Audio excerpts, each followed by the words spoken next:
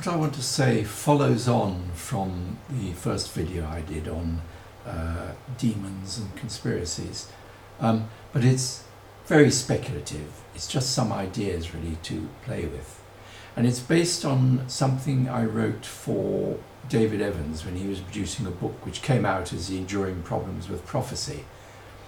It began, he said he wanted to do a collection of essays around this, there was a lot of buzz about 2012 and the end of the Aztec calendar, things like that. And now I'm not particularly into aeonics.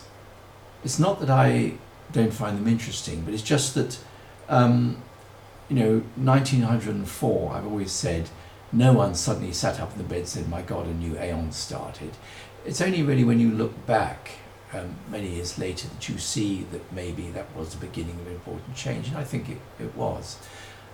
So 2012, we'd have to be 100 years on or something before we could look back and say, wow, there was a great spiritual revival that happened then, or whatever it's supposed to be. So anyway, I didn't quite know what to write about, but I thought it ought to be looking at what might be the big changes coming up.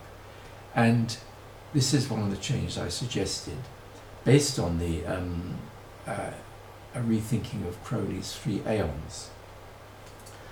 Now, where I left you in the previous video was with the idea that there is human society across the world, but there's also a society of what I call discarnate intelligences, institutions, corporations, ideas, religions, things which we're not taught to think of them as living entities that are struggling for survival. And I suggested that actually it's really quite interesting to treat them not as abstractions, but as it were demons and angels, to see how they are also engaged in a struggle for survival and how they tackle that with a sort of intelligence. And I gave the example of the something like the big pharma, the pharmaceutical industry. You can see an angel there. It is something which is producing cures to help people. But yet you can also see a demon there, because very often the most successful companies are the ones which produce cures which have bad side effects, which means they can sell more things, and so on and so forth. In other words, it is surviving in its own terms, and possibly at the expense of the human society, which is the ecosystem it's living in. So, Crowley's 3 aeons, and the one I want to particularly focus on is the transition from the aeon of Isis, which is the aeon going right back to the times when we were engaged in the struggle for survival. Isis, very much, the religions were about motherhood, about breeding, about surviving, nourishing, everything that's needed in the natural selection struggle for survival. And then along came the aeon of Osiris, which produced something really quite extraordinary. These are the gods like Jesus, Osiris, Odin, the ones that sacrifice themselves for humanity. Now that is extraordinary, because the idea that a higher being, a god, should sacrifice itself for lower beings like humans is quite extraordinary if you're in an environment of Darwinian struggle for survival. Surely survival is the ultimate thing. So why would a god sacrifice itself?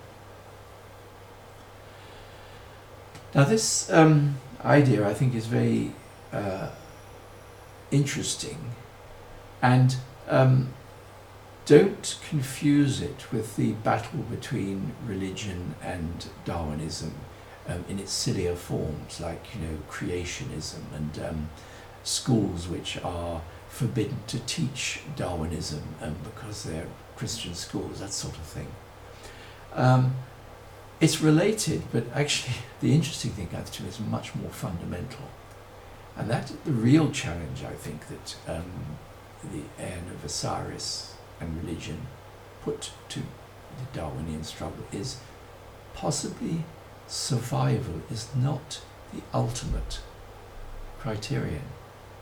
There might be other criteria than just survival, because survival is utterly fundamental to Darwinian natural selection model. It is the survival of the fittest.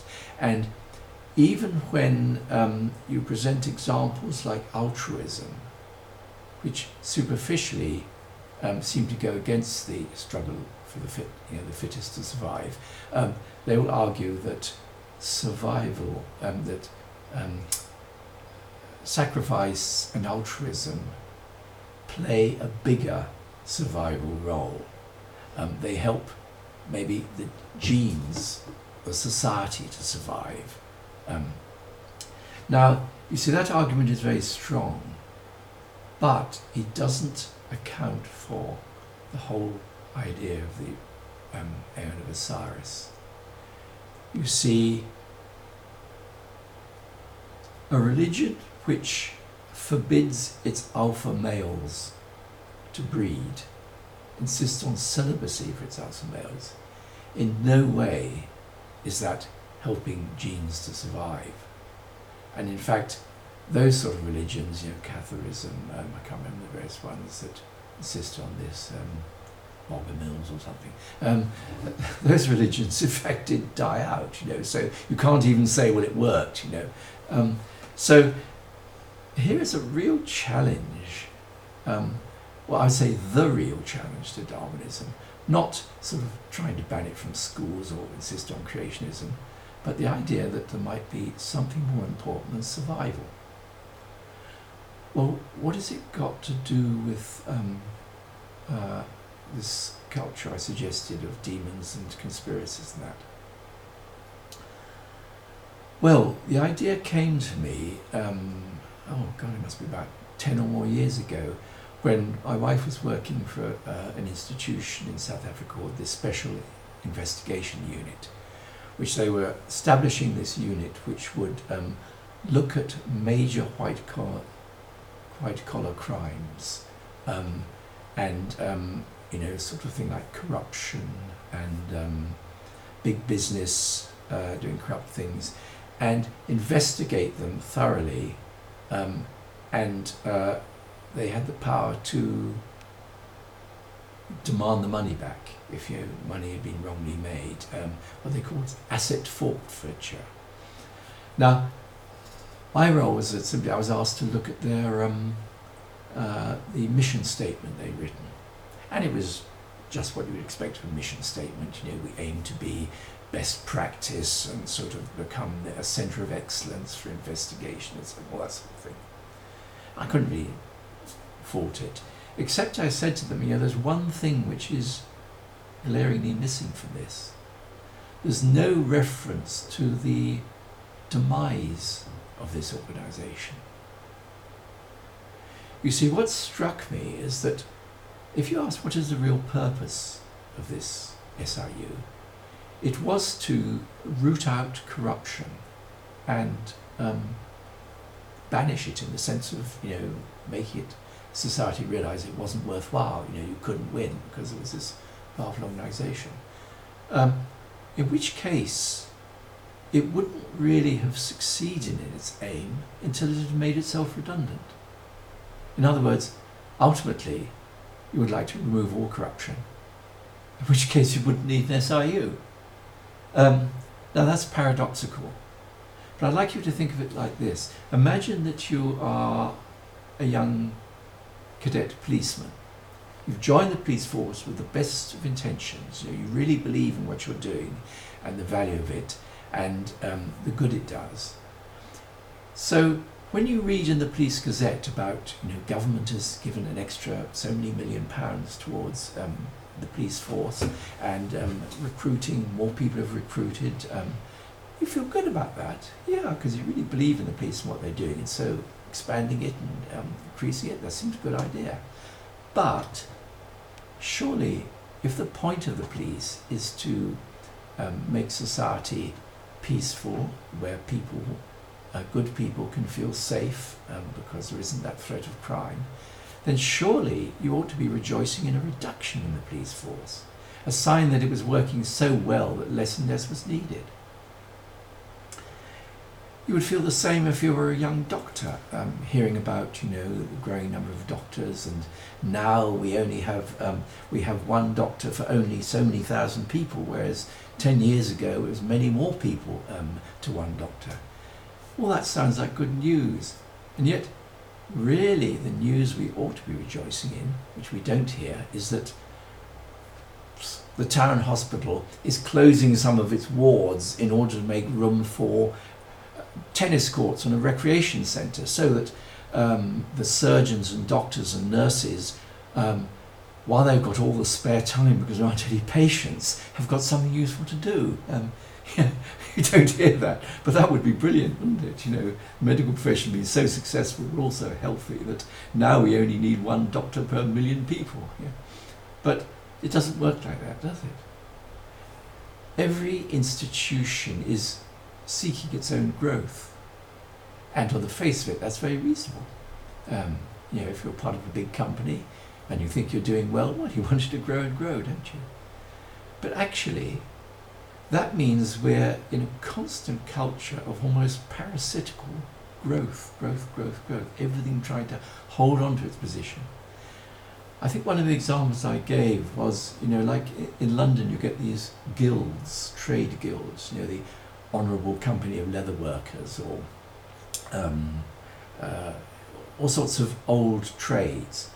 Now, when those old trades die out, the guild doesn't close itself down. It sort of finds a new area to expand into. And I can't remember the examples I found, but it was something like, the Order of Leather Workers decides that plastics, people making plastics, are doing the same sort of thing, and so they become incorporated. I don't know if that's a real example, but things like that were happening. Basically, these old traditional guilds were surviving by sort of bringing in new industries into them, rather than just saying, well, we've done our job, we did a good job, now's the time to close down or shrink. So my question that I raised is that clearly all these institutions, these discarnate intelligences, are very much in the air of ISIS, in their air of ISIS. They're all struggling to survive. That is, survival is their prime aim. Are they due for a transition to the air of Osiris? In other words, might they be go through aeons in the same way as the humans have, but a stage behind because they are a more primitive level of evolution? Now that would mean that all these organizations, these movements, these religions and everything would begin to recognize that while they have a very important purpose, there's a lot of good they can do, they should always bear in mind that the time may come when they are no longer needed, when they should graciously shrink themselves, retire. I'm not saying we never need no doctors or no policemen, but we should hold in mind that the ideal would be a society which had very few policemen, very few doctors, just enough to maintain health, rather than to cling on to the reins of power and to keep surviving and growing and growing. So that really is what I suggested. And it raised the question, are there any institutions which are actually doing this? Now, I can't think of example. Can you think of a nation that, having established itself, said,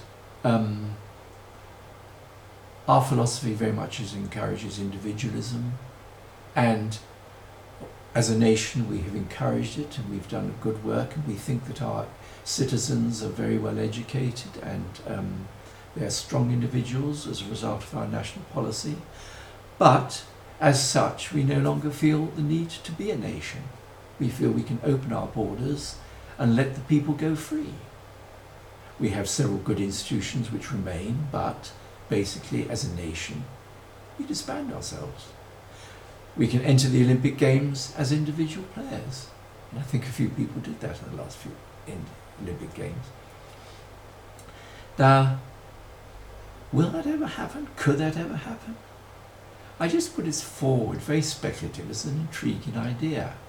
And maybe this is an idea which many years later, many centuries later, we'll look back and say, this is when it began, or notice the time when this actually happened. Just as a footnote to that, I think it's quite interesting that I've seen something like this in occult orders. Now, one of the saddest things when you start sort of, joining occult movements, occult groups, is the way they seem to flourish and then fade. Now, I know the IoT has continued, but there was a point when they were having these wonderful events in Austria at Lockenhaus, and I was involved then, and it was terrific. It really was great. But a few years later, people were saying, it isn't quite the same now. It's sort of, the old fire's gone out of it. These things come and go. And I wrote back a little story along these lines. I said, once upon a time, there was a beautiful plant that grew, and everyone gathered around it and said, isn't it marvellous? And beautiful flower grew on this plant. And they all brought their friends and they all joined in, marvelling at this glorious plant with its beautiful flower. And then they began to notice that the flower was beginning to fade a bit at the edges. It wasn't quite as brilliant as they thought when they brought their friends to look at it. And it began to sort of dry out. The old spirit was gone. It began to dry up and shrivel up until it looked like a sort of desiccated old dead thing. They were so disappointed. So this is this brilliant flower we all thought was so great, that they began to desert it. But what happened was that dead flower, the husk, burst and started to scatter seeds. And they took away some of those seeds on their shoes when they walked away. And from those seeds sprung up all over the world new flowers. And something like this happens in these occult organizations that I experienced.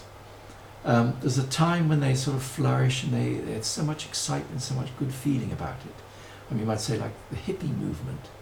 And then people begin to say, it's getting a bit tired, it's dying out, and it isn't what it was. And yet sometimes the important thing is not that beautiful flower, but the seeds it leaves. A later generation has got that seed planted in their mind and new things spring up. So that could be an example, a sort of model for the sort of thing I'm talking about. An institution, a cult, a religion, a way of thinking, a philosophy, which sort of flourishes and then seems to pass its sell-by date and fizzle away.